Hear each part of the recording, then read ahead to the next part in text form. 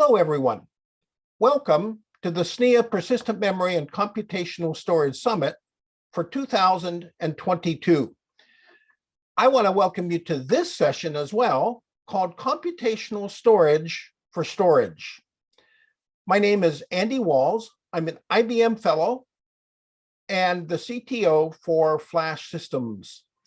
I've been with IBM now for 40 years, and I'm going to talk to you about, as I said, computational storage for the storage application, or computational storage for storage. I know that name is a bit cumbersome, and it probably explains to you why I am in engineering and not in marketing. But it's actually a very descriptive name and talks to you about the storage application itself. This software is extremely complex with many different functions and services that are expected in today's modern all-flash array. In addition to just being a fault-tolerant device that is expected to give continuous high availability and therefore has failover capability as well as scale out and many other different things associated with high availability. There's also replication, there's data reduction, there's performance monitoring, there's alert monitoring, there is snapshots, there's security functionality, many other pieces that form a storage application. And therefore, the amount of CPU activity is rather intense. What we have found in IBM is that the SSD itself is an ideal inflection point that can be used to offload parts of this storage functionality. We offload it into an SSD that we call the flash core module. As I go on here, you'll see the term FCM, flash core module. We have our heritage in this module in the Texas Memory Systems acquisition in 2012. One of the key pieces of software that we have offloaded into the FCM is compression. Now, when I say we've offloaded compression, don't think of it as just the compressing software itself, just the compression.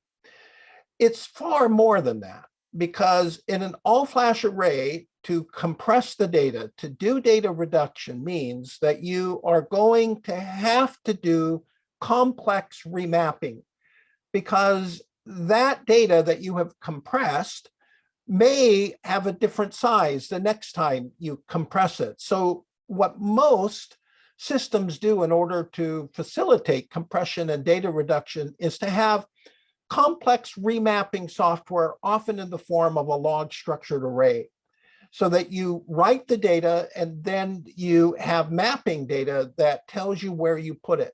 And of course, along with that is garbage collection to go and retrieve that data, clean it up, delete data that has been overwritten, and rewrite the data that has not yet been invalidated. All of that process can be rather CPU intensive, and it can mean that you have to access the back-end device multiple times for this metadata. Well, the SSD already has to do that. You cannot write flash until you have erased it. And so everyone who does SSDs has to have a log structured array, has to have garbage collection. And we've had a decade or more to optimize that. And so what we found was putting compression into the SSD itself was ideal for maximizing the performance of an all-flash array. Now the storage software can do a much simpler mapping, a simpler virtualization. It can overwrite in place the same LBA when another write comes in, and the flash core module will take responsibility for putting that somewhere else and doing the garbage collection and invalidating and cleaning up afterwards. So this has been an ideal offload for the all-flash array. And in addition to that, because the compression is done in each FCM, you have many of these accelerators running in parallel to help you achieve outstanding performance and throughput. To show an example or what we are currently shipping called the FCM3, the Flash Core Module 3. It's a standard U.2 NVMe form factor. It has Gen 4 PCI Express. It uses Micron QLC NAND flash. And what we've done in this generation is to do a very sophisticated form of LPT paging to reduce the DRAM cost. So the logical to physical table is paged, and we do a very intelligent algorithm. So the data that is accessed the most, those extents tend to find themselves in DRAM. Now, the beauty of the Flash Core module, just the native part of the flash controller, is that we have figured out how to use QLC across our entire portfolio. We don't have some TLC and some QLC that the clients have to choose from. We have enabled QLC everywhere. This has been a big advantage for us. It allows us to simplify the purchase. For clients, they don't have to worry about whether they have a high performance application or a high data reduction, and they don't care as much about performance. We use QLC everywhere. We do this, we've done this by using sophisticated algorithms that the development team and the research team have worked together through characterizing the Micron flash, as well as having some excellent QLC flash from Micron. These techniques that we have come up with allow us to get twice the endurance of standard NVMe devices, 2 drive writes per day for QLC. That's more than enough endurance in our all-flash array. And we've been able to get the performance that we need as well, not just from the compression, but the base SSD because of some of the techniques that we have come up with. So the basic SSD with QLC is done extremely well. That's not even talking about the computational storage aspects. By using QLC, we have the densest device in the industry, 38.4 terabytes. But that doesn't tell all the story. That's the physical NAND flash. If you were to have one-to-one compression, as some of our clients do when they are encrypting the data or doing compression above, you have 38.4 terabytes. But for most applications, there's at least some compressibility. We have 116 terabytes of effective capacity, meaning that if you had 3-to-1 compression, you could write 116 terabytes to that device and store it as 38.4 terabytes of physical capacity. Incredible. We have shipped 2.5 exabytes of the Flash Core module, and it has been extremely successful. We do support other SSDs. They've been excellent as well, but most of our clients choose the FCM because of this computational capability, this offloading of the compression and the remapping that allows the storage software above to simply do overwrites, to act as though there's no data reduction, and the Flash Core module does all of the data reduction in the data flow. It's been very successful, as I said, and is one of our computational capabilities. We also have cooperation with the RAID stack above, and have come up with something called a hinting architecture, so that the all-flash array can give hints to the SSD about the type of data being stored. This comes in very handy when you think about the parity itself. When you tell the SSD that this is parity, then on a write, the FCM knows that there's a read first, and the data can then be kept, knowing that a write is going to occur on a RAID 6 parity update. and the exclusive OR can then happen afterwards. So the FCM helps to facilitate RAID operations. It helps to know what kind of parity it is, especially when it is doing writes of data that is less than 16K, the native block size of the flash core module. And so a 4K write, the read will come first, the data will be saved. And when the write comes, then we do not have to go access NAND flash again. The data is in a cache. The read, modify, write is completed. The data is written, and all that is done because a flag was given to the FCM saying that this was all part of a RAID operation.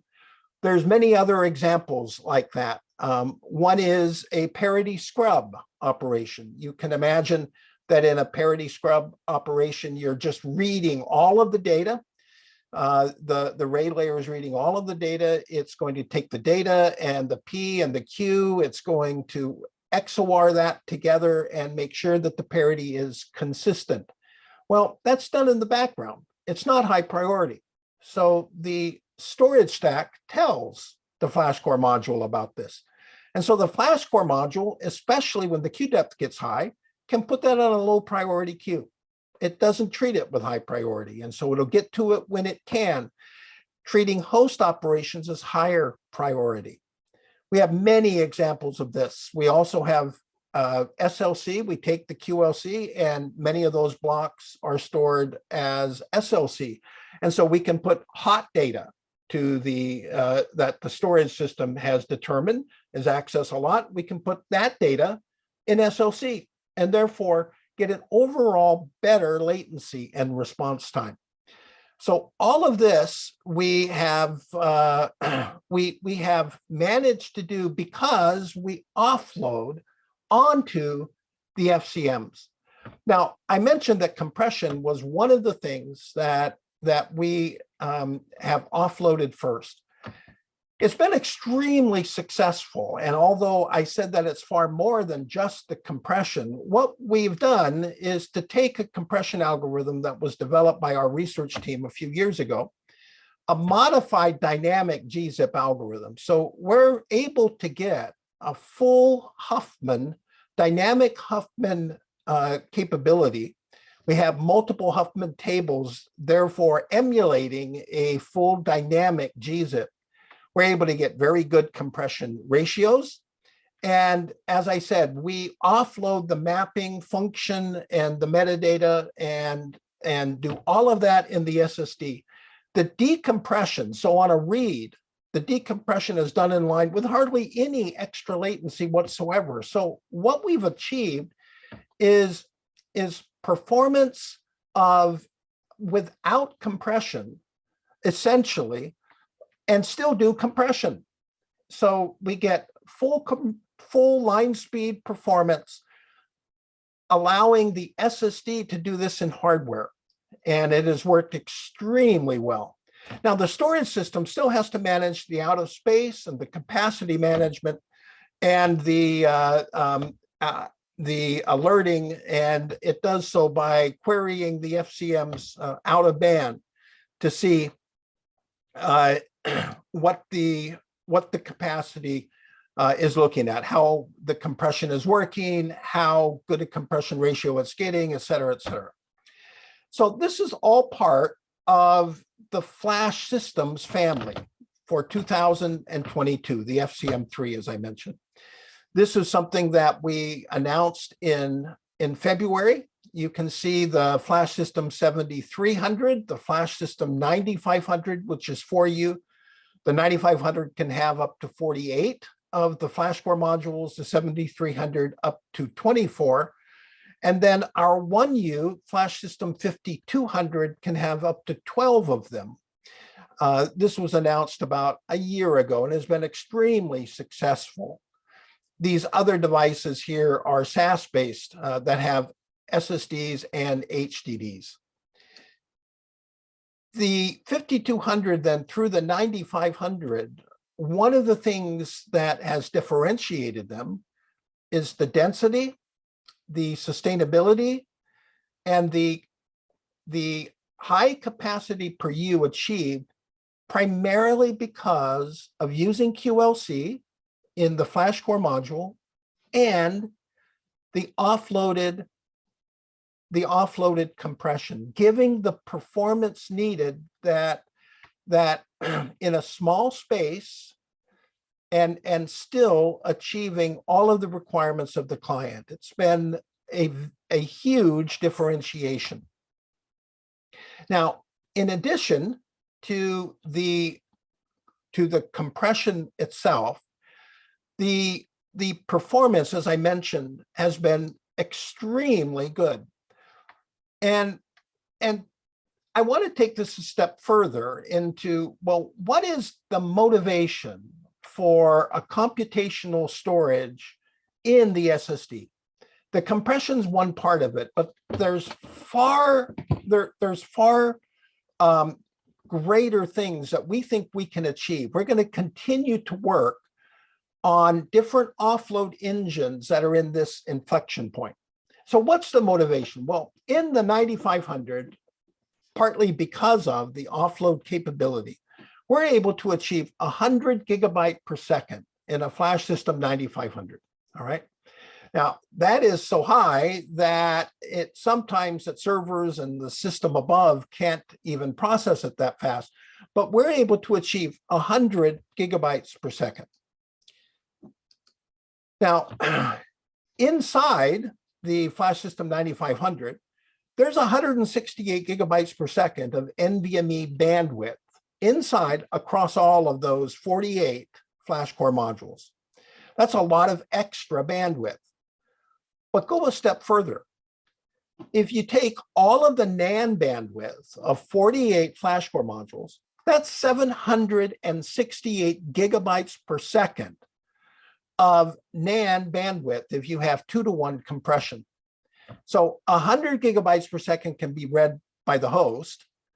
768 gigabytes per second are available inside next to that NAND flash. Just imagine all of the things that we can eventually do with that extra bandwidth. It certainly, there has to be enough bandwidth there for the reads and the writes and the additional functionality like snapshots and replication, but still there's a lot of additional bandwidth that can be used to provide other differentiations. For example, security. For example, offloading some of those services like snapshots. And I'm going to talk a little bit more about that. But that extra bandwidth is a tremendous motivation to me and to the flash system team. What can we do with that? So in looking at additional functionality that we're going to be able to achieve, you have to start with the fact that the FCM is really an ideal place for getting additional key information about the data. Think about the fact that in a regular RAID operation, I have to, if I'm doing an update write, I have to go and read the data before the data can be written. I have to read the old data, I have to read the old parity, I have to read the old queue. All right, then I'm going to write the new data. And so inside the flash core module, it has now the old data and the new data. Having the old data and the new data, I can then do an exclusive OR and essentially get a change vector. I can see how that data has changed. I can determine what the heat of access is. We often talk about using compression as a form of entropy check, but in knowing what the old data was and comparing that, there's many different things we think we can do with that change vector. Apart from just knowing how the compression changed, and just think about how if small parts of that vector changed, most of it stayed the same. and the entropy of the part that changed, maybe just 16 bytes or 32 bytes change. It would be hard to see that in compression entropy over a 16K. But if I take this change vector and I look at small parts and I can see, oh, 16 bytes changed and the entropy was very high, I can say maybe there is something that is encrypting a small part of the file. And keeping track of this, looking at trends can perhaps help us to look for attacks for ransomware that are getting ever more sophisticated. In addition to looking at things like that, we can also do filtering and searching and scanning to assist other parts of the stack. Imagine a filter that is sent down saying, please, in the background, look for these ASCII characters in this LBA range. That's ideal to do in the SSD next to the data where you're going to have a minimization of impact to the rest of the system. So we are looking at many different things that we can offload, both within the storage application as well as assisting the upper level part of the stack. We believe that the FCM can help to summarize data of all types to assist in analytics and machine learning. The lowest level of the summarization helps to reduce bandwidth and data storage at higher parts of the system. Sure, a file system or an operating system can do reads of the data and look for how the entropy has changed, but then it's going to consume extra bandwidth and can get in the way of other accesses that's taking place. We already looked at how the FCM itself has plenty of additional NAND bandwidth that it can use to do this without affecting the overall performance. By making use of this extra bandwidth and summarize, we can look at the data and then summarize the data of all types. For example, if I'm looking for different ways that ransomware hits, the FCM can look at all this data, but of course, it's not going to be able to send all the data up. That would really clog the system. So we are looking for clever ways that we can summarize all of that. We're using our research team to see, to keep track of trends, to keep track of what's being seen, how much is changing, how much data is changing, and in what volumes, and in what ways is it changing.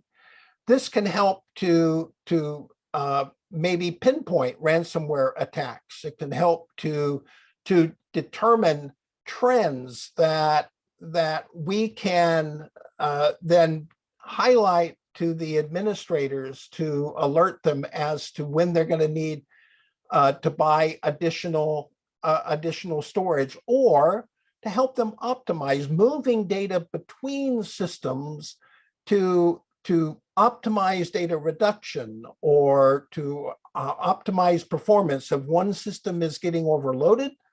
By doing this summarization, we can help the administrators then optimize the layout of the data to achieve the performance they need, perhaps without buying any more storage.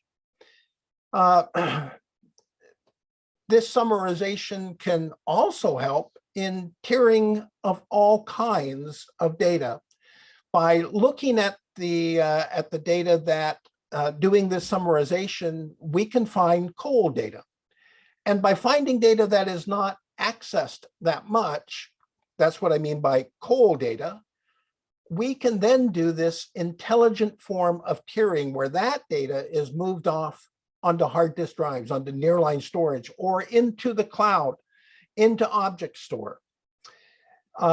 The other thing that we are looking at the FlashCore modules to really facilitate is what is called AIOPs. and support. Doing support on storage arrays is extremely complicated when you think of how complex the network is, the operating system, the application, and how many things that happen tend to be performance related. And to look for performance spikes and to help the system come to a resolution as to what is needed to be done requires sophisticated analysis and machine learning. And so inside the FlashCore module, we're going to be storing summaries and looking and helping the system come to analyze and determine what is the root cause. We believe that the extra bandwidth inside can help us to look for trends and across all of our systems then to help determine what is really going on. Let me give you one example. Today, for ransomware attacks, security file systems, operating systems are scanning log files to look for various strings. FCMs could be used to implement a background scan process using that extra bandwidth that I talked about, looking for those strings. So in having APIs that are being looked at from SNIA and many of you, in having these APIs then and telling the underlying storage system what to scan for, that can be passed then to our computational storage device for storage. And it can then, in the background, do the scanning and pass that information up to the host rather than the host having to do reads and perhaps interfering with application performance. We think that there is a lot of benefit in taking the computational storage that we've already done and built on it within the FlashCore module. Compression has been a good first step. We think there's a lot of potential in the area of ransomware detection and security, in the area of IOPs, in the area of support, and in other things like some of those other functionality, like the snapshot itself. Imagine the FlashCore module helping in that snapshot, knowing the snapshot itself or being told about files that are snapshots and what the FlashCore module can do. Just giving you kind of a taste of what we're going to be doing and over the next few years announcing and shipping. It's exciting to have a computational storage device. And the storage application is an ideal piece of storage of software to help offload onto the FlashCore module. Thank you for listening, and I hope you get a lot out of the rest of the conference.